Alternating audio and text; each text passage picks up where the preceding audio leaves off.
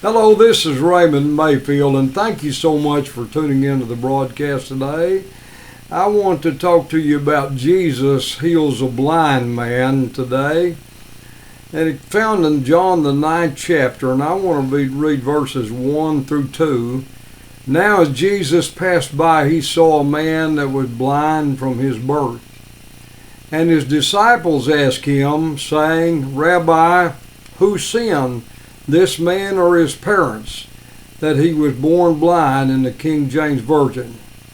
Jesus goes on to tell his disciples that this man or his parents have not sinned at all, that there was nothing wrong with their lives, but he was born in order that the workings of God should be manifested in him, or parentheses, displayed and illustrated in him, according to the Amplified Bible. Verse 6 says something very unusual. Jesus spat on the ground and made clay, or in the Amplified it says mud, with his saliva, and he spread it on ointment on the man's eyes. If someone would have done that today, he'd have been in serious trouble, I think. And it's a very interesting thing about this here. But mixing clay with saliva was a common practice used in that day for eye infections. Jesus could use it for an opportunity for the man to exercise his faith by going to wash it off in the pool of Siloam. Verse 7, he tells him to go wash in this pool of Siloam, which is translated sent. So he came back saying, isn't that amazing? He went to that pool, saliva mixed with clay had been placed on his eyes.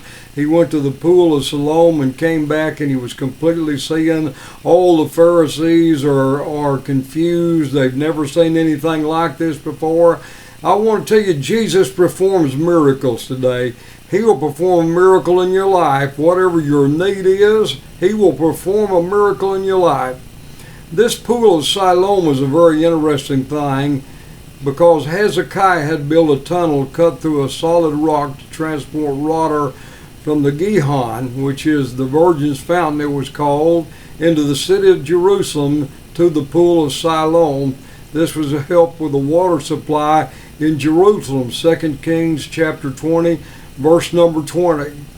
And John emphasized that the name of Siloam meant sent, because Jesus had just announced he had been sent by God in verse number 4 in the New King James Study Guide Bible.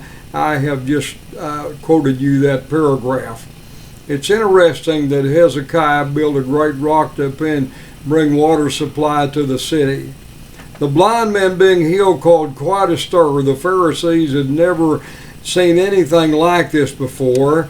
They were very unhappy with Jesus because he had healed this man on the Sabbath day, and they had never witnessed anything. I don't think I know of any incident in the Old Testament where any man had ever been healed of blindness outside of those that left Egypt. It says there was not one feeble person among them, and I'm sure that there may have been a mighty touch of healing when they left there, but we don't have a recorded healing of anyone healed of blindness in the Old Testament. They were looking for answers. The Pharisees were looking for answers, and their parents were questioned in verse number 22. And they were concerned because they really didn't say anything. They said, this is my son, and he can answer for himself. They could have been excommunicated and put out of the synagogue, and to be excommunicated out of the synagogue could be serious consequences. They could not for 30 days, in one case, not come within 6 feet of anyone, or for 30 days or so be completely isolated, and they had serious consequences. So to be put out of the synagogue would be serious things. So the man, when he was questioned, he says Jesus was a man in verse number 11, in which he thought he was just another man. And then in verse number 6, he must be a prophet. He considered him to be a prophet. And then next in verse number 35, we found he believes he is the Son of God in verse 35 and 38, and he said he did believe.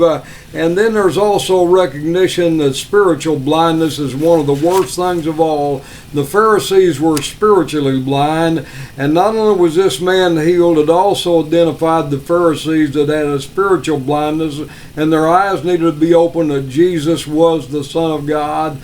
I hope these words have blessed you today. Jesus is our healer. Jesus is our source. I'll talk to you again real soon. God bless you today.